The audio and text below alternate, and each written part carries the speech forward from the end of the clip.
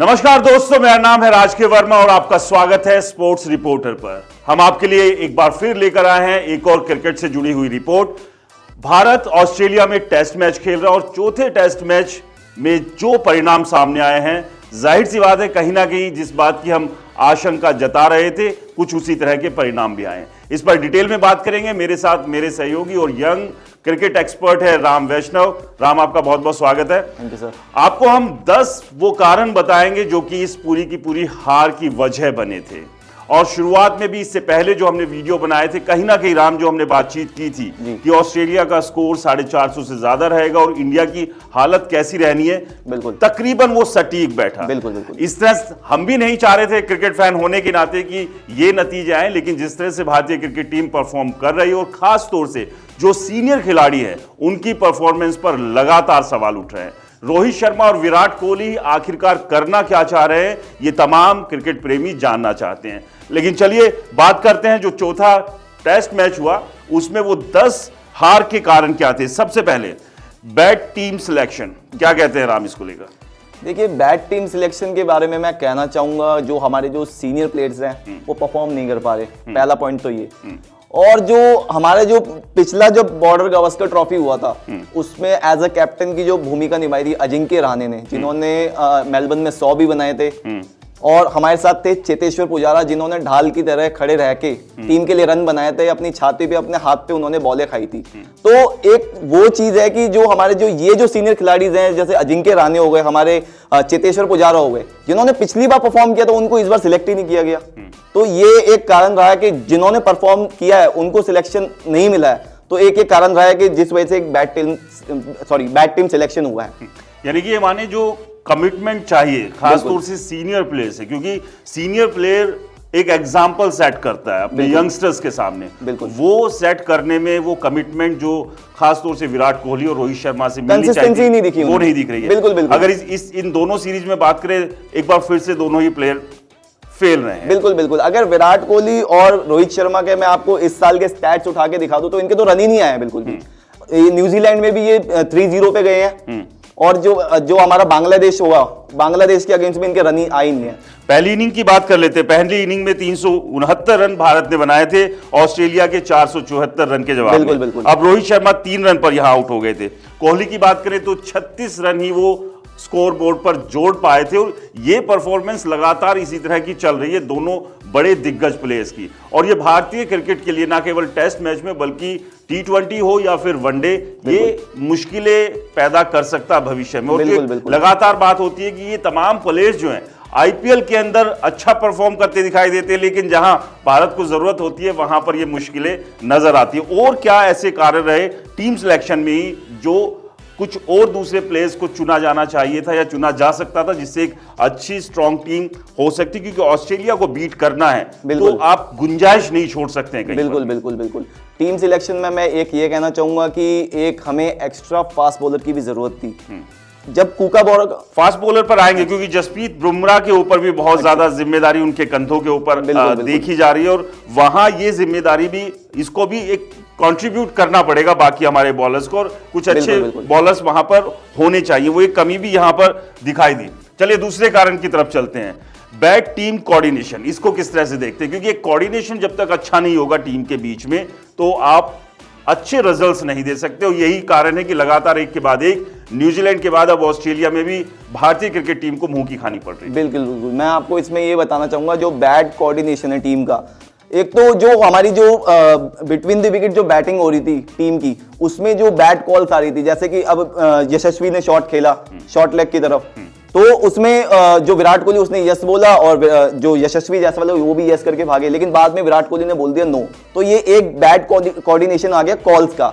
एक आ गया फील्डिंग का, जो यशस्वी जायसवाल है उन्होंने 3 कैचेस छोड़ दी यहाँ पे। और एक आता है रविंद्र जडेजा और हमारे ऋषभ पंत का।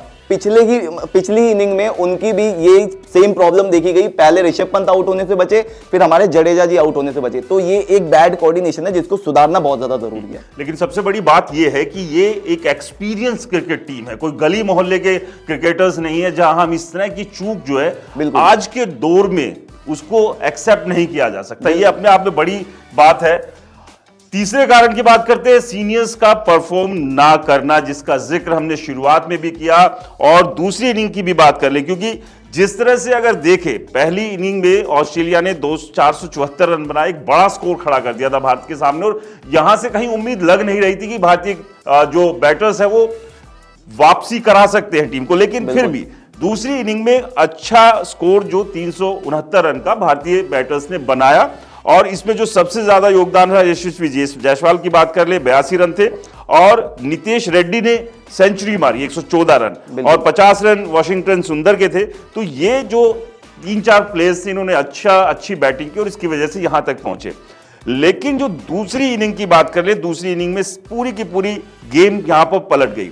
बिल्कुल, ऑस्ट्रेलिया को 234 रन पर रोका, हमारे गेंदबाजों ने अच्छा यहां पर प्रदर्शन किया, लेकिन भारतीय टीम से उम्मीद थी कि कम से कम जीत नहीं सकते, ड्रॉ तो करा देते। बिल्कुल बिल्कुल, एटलीस्ट मैं तो ये तो चाह ही रहा था कि ड्रॉ तो हो ही जाएगी। और वही एक स्थिति रही कि जो 155 रन पर ऑल आउट हो गई भारतीय क्रिकेट टीम, और यहां भी रोहित और विराट कोहली एक बार फिर से फेल हुए। बिल्कुल बिल्कुल, जैसे कि मैं बताना चाहूंगा कि 31 रन पे 3 विकेट गिर चुकी थी हमारी टी से पहले, और जो हमारे सीनियर प्लेयर्स है, खासकर मैं विराट कोहली, रोहित शर्मा की बात करूं, जैसा कि मैंने आपको बताया, इनके जब स्टैट्स उठा के देखोगे तो रन ही नहीं आ रहे हैं। तो यहाँ पे जो जितना भी जो वजन आता है वो सारा के सारा यंगस्टर्स पे आ जाता है। जो भी हमारा जो निचला क्रम है उस पे ज्यादा के ज्यादा जो दबाव आता है वो हमारे यंगस्टर्स पे आ जाता है। अब जैसे कि मैं पैट कमिंस के बारे में बात करूंगा, पैट कमिंस जिसकी बॉलिंग में वो परफॉर्मेंस नहीं दिख रही थी पहले, पर्थ में उसकी पूरी टीम घुस गई थी, लेकिन उसने क्या करा, स्टेप अप करा, अपनी टीम को अच्छे से लीड करा। उसने 41 रन बनाया, 49 रन बनाया, फिर उसके बाद जो उसकी टीम है वो जीतती भी है इस बार। तो मतलब एक ये रहता है, सीनियर का एक रोल रहता है कि अगर आप परफॉर्म नहीं कर पा रहे हो, आप एटलीस्ट उसको कमबैक तो करो अच्छे से। वो कमबैक ही नहीं कर पाई हमारी टीम। असल में सीनियर अगर अच्छा परफॉर्म नहीं करेंगे, एक एग्जांपल कैसे सेट करेंगे वहां पर? बिल्कुल बिल्कुल, कहीं ना कहीं सीनियर्स के कंधों पर सबसे ज्यादा दबाव होता है, क्योंकि यहां पर अनुभव है उनके पास, अलग अलग सिचुएशन में, अलग अलग कंडीशन में खेलना वो बेहतर तरीके से जानते हैं, और जब टीम मुश्किल में फंसी हुई हो तो ऐसे में सबसे ज्यादा उम्मीद अगर किसी से होती है तो वो सीनियर प्लेयर से होती है। लेकिन हमारे दोनों ही सीनियर प्लेयर्स टीम को उल्टा मुश्किलों में फंसा रहे हैं। बिल्कुल बिल्कुल, एक चीज मैं ये भी कहना चाहूंगा कि अगर सीनियर्स परफॉर्म नहीं करते तो उनको प्लीज आप ड्रॉप कीजिए, उनको डोमेस्टिक खिलाइए। आप डोमेस्टिक में रन करोगे तभी आप वापसी कर सकते हो। ये वो वाला हिसाब किताब नहीं है कि मैं ही राजा रहूंगा, राजा वही बनेगा जो कि हकदार होगा इस चीज का। एग्जैक्टली। और देखिए ऐसा नहीं है, रोहित शर्मा और विराट कोहली ने बहुत सारे मैचेस में बहुत अच्छा परफॉर्म किया, बहुत अच्छे रिकॉर्ड भी बनाए, तमाम फैंस ने जो तारीफ भी की है। लेकिन अब अगर आप परफॉर्म नहीं कर पा रहे तो आप अपने आप को उसी तरह से ट्रीट कीजिए जैसे एक क्रिकेटर को किया जाता है, फिर वो नया प्लेयर हो या फिर पुराना हो। आपको अपनी फॉर्म को वापस लेकर आना होगा, वरना फिर इसी तरह से आप टीम को डुबाते रहेंगे। तो अब आपको खुद तय करना है, टीम मैनेजमेंट को तय करना है कि हमें सीनियर प्लेयर्स के साथ ही आगे बढ़ना है, या फिर इस खराब परफॉर्मेंस की वजह से टीम को इन सीनियर प्लेयर्स की मौजूदगी में डुबो देना है। तो चलिए अब चौथे कारण पर बात कर लेते हैं, क्रिकेट को इजी लेना। कहीं ना कहीं भारतीय क्रिकेट टीम बहुत हल्के में ले रही है। तमाम या तो हमारे जो सीनियर प्लेयर्स हैं या दूसरे प्लेयर्स हैं, उनको लगता है कि हमारे से बड़ा प्लेयर कोई नहीं है और हम कभी भी कुछ भी बाजी पलट सकते हैं, या फिर जो ये लगातार हार हो रही है उससे कोई बहुत ज्यादा स्ट्रेस या परेशान टीम दिख नहीं रही है। क्योंकि अगर ऐसा होता तो नई स्ट्रैटेजी के साथ कमबैक करती है। कमबैक करने में कितने सारी सीरीज या मैच लगाएंगे ये लोग। बिल्कुल, मैं आपको जैसे बताता हूं कि अभी जब एग्जाम्पल लगाया था, कॉन्स्टेस आया था बैटिंग करने के लिए, 19 साल का लड़का बैटिंग कर रहा है, बॉलर बॉल डाल रहा है, वो मिस कर रहा है, वो 11वीं बॉल से स्कूप मार रहा है। तो विराट कोहली, सारे प्लेयर्स मजे ले रहे हैं, हंस रहे हैं पीछे, मतलब इजी ले रहे हैं कि ये क्या करेगा। मतलब जीत के आए हो, ठीक है, अच्छी बात है, तो आप पर्थ में जीते हो, उसके बाद आप मजे ले रहे हो, आप इजी ले रहे हो, आपको उसको सीरियसली लेना चाहिए था। आपने सोचा कि आप पर्थ जीते हो तो आप मेलबर्न भी जीत सकते हो, उसको भी सीरियसली लेना। इन्होंने बोलते ना इजी डील छोड़ देना, पतंग उड़ाते तो हम डील नहीं छोड़ते, दूर जाती रहती है। उन्होंने वो डील छोड़ दी तो वो मैच भी गया दूर हमसे। यही गलती न्यूजीलैंड के खिलाफ भी की थी, क्योंकि भारतीय टीम को ये लग रहा था कि न्यूजीलैंड जो श्रीलंका से पिट कर आई है उसको तो हम अपने घर में आसानी से पीट देंगे, लेकिन उल्टा खेल हो गया। न्यूजीलैंड ने जो पिटाई की थी वो सभी को पता, और ऑस्ट्रेलिया भी अब वही काम अब अपने देश में बुलाकर कर रही है। इसके बाद जो डिपेंडेंट है हम सिर्फ एक बॉलर के ऊपर है, जसप्रीत बुमराह। पिछले वीडियो में भी हमने इस बात का जिक्र किया था कि जसप्रीत बुमराह के कंधे पर ही सब कुछ हमने डाल दिया है, और क्रिकेट जो है किसी इंडिविजुअल एक सिंगल प्लेयर का गेम नहीं है, ये टीम का गेम है। बिल्कुल। और ऐसे में पूरी की पूरी टीम को ही परफॉर्म करना होगा। अब अगर हम ये सोचे कि सारा का सारा बॉलिंग अटैक की जिम्मेदारी जसप्रीत बुमराह के ऊपर है, वही के वही 10 के 10 विकेट दिलाएंगे, ऐसा संभव नहीं है। ये कितना बड़ा कारण मान रहे हैं? देखिए, डिपेंडेंसी जो एक बॉलर पे रहती है, बहुत ज्यादा प्रेशर आ जाता है उस बॉलर पे, उसकी फिटनेस पे इफेक्ट पड़ता है, उसकी जो मेंटल हेल्थ है वो भी बहुत ज्यादा बेकार हो जाती है। जसप्रीत बुमराह की अगर मैं बात करूं तो मतलब उनको ही समझ लिया कि आप ही विकेट निकाल सकते हो हमारे लिए। लास्ट उनका एक प्लेयर है नेथन लायन, प्लीज एक आप बॉल डाल दो, एक विकेट निकाल दो, मतलब उसके लिए भी उनके ऊपर डिपेंड हो चुके हैं वो सारे के सारे।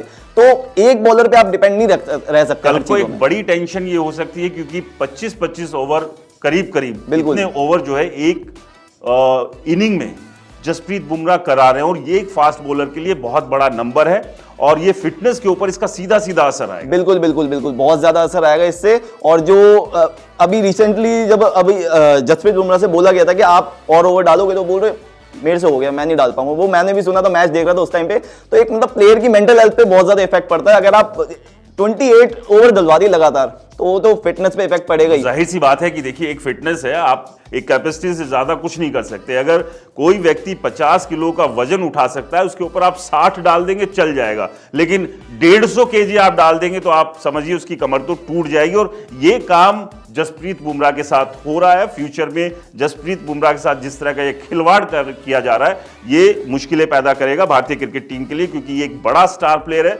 जिसने हर कंडीशन में हर मौके पर परफॉर्म करके बिल्कुल बिल्कुल। और जब बॉलिंग करते तो ये तो मुझे भी पता है, जब मैं क्रिकेटर रह चुका हूँ, कि जब बॉलिंग करते तो जो हमारा पूरा जो वेट रहता है वो आगे वाले पैर पे रहता है, वो कई किलो का वजन हम पे पड़ता है। वो हम ऐसा नहीं है कि वो हमारा पूरा बॉडी का पड़ता है, वो जब हम क्रिएट करते हैं तो कई किलो का वजन पड़ता है, तो उससे इनकी बैक पे भी बहुत ज्यादा इफेक्ट पड़ेगा।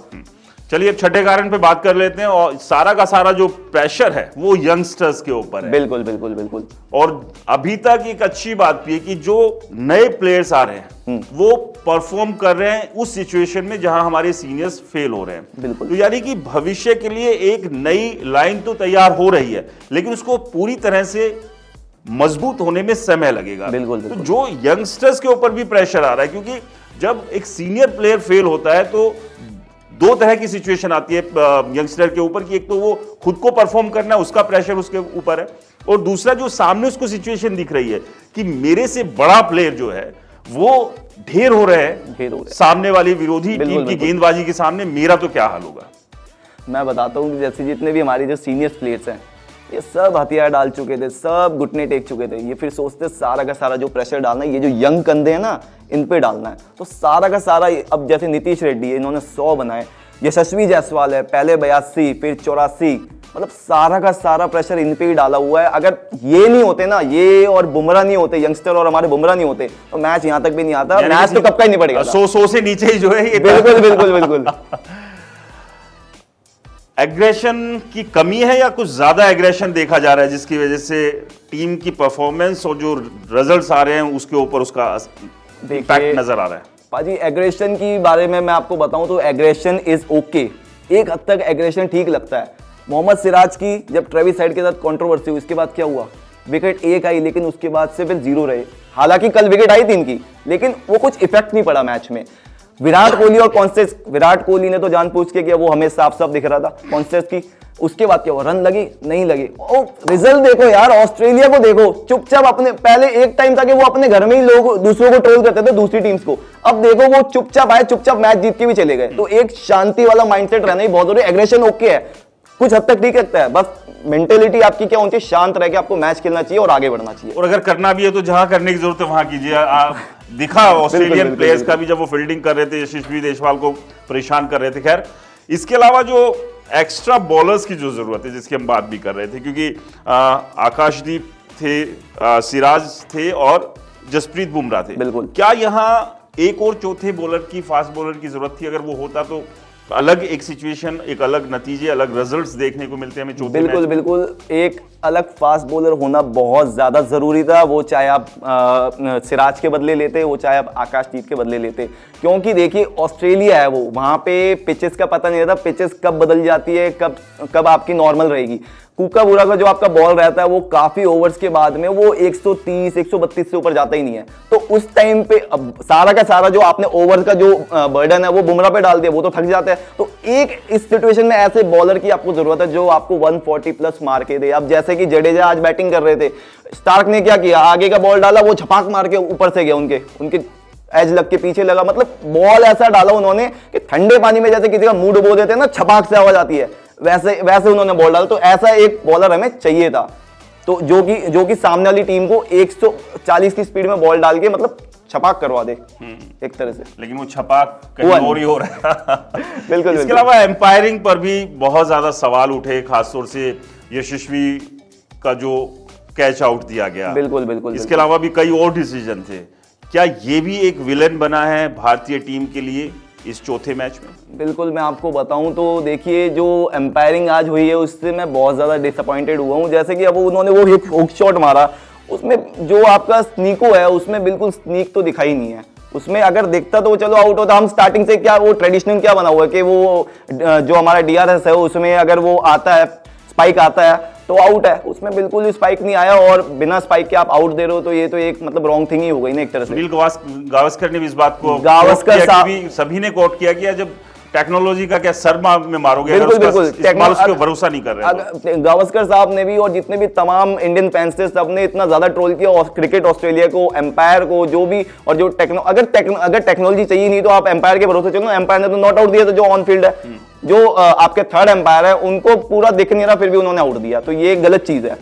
कई डिसीजन भी रहे जो भारतीय टीम के लिए एक तरह से विलन बने, और चौथे मैच की जो स्थिति थी वो कि जो सामने सभी के सामने। अब बात करते हैं ऋषभ पंत की। ऋषभ पंत भी लगातार कई पारियों में गलत शॉट्स की वजह से आउट हो रहे हैं। बिल्कुल। ऋषभ पंत को माना जाता है कि एक एग्रेसिव प्लेयर है, मतलब आते के साथ ही चौके छक्के वो देखते हैं, लेकिन इस बात पर भी सवाल उठा कि हर बॉल चौके और छक्के के लिए नहीं हो सकती, आपको वो भी देखना होगा। बिल्कुल। जैसे कि अभी जो पहली इनिंग थी उसमें ऋषभ पंत ने एक बेकार सा शॉट मार के आउट हुए, उसमें जो हमारे गावस्कर साहब थे उन्होंने भी उसको खड़ी खोटी सुनाया। लेकिन आज जो उन्होंने बैटिंग की थी ना, आज 31 रन पे 3 विकेटें गिरी हुई थी। ऋषभ पंत और जायसवाल बैटिंग कर रहे थे, मैरिट पे बैटिंग कर रहे थे, बॉल टू बॉल कर रहे थे। लेकिन वो ऑस्ट्रेलिया है ना, ऑस्ट्रेलिया ने ट्रेविस हेड को लिया, उन्होंने रन तो बनाए नहीं थे ट्रेविस हेड ने इस बार, उठा के विकेट ही ले लेते हैं। वो लॉलीपॉप सी बॉल डाली और उनका मन जो डोल गया और उन्होंने शॉट खेल दिया, कोलैप्स। यही तो चाहता था ऑस्ट्रेलिया। तो एक बैड शॉट जो होता है ना, जैसे कि अब विराट कोहली को बाहर की बॉल खेलने में दिक्कत होती है। अभी पिछली इनिंग में क्या करा था, 37 पे खेल रहे थे आराम से, वो एक बाहर का बॉल आया, खुजली मची, मार दिया। तो इनको बैड शॉट पे काम करना पड़ेगा। जो बैड शॉट ये खेल रहे हैं ना, उनको कंट्रोल करना बहुत जरूरी है। आप टेस्ट क्रिकेट खेल रहे हो, आप T20 थोड़ी खेल रहे हो, तो आपको इन चीजों में थोड़ा ध्यान देने की जरूरत है। IPL की प्रैक्टिस तो नहीं चल रही है।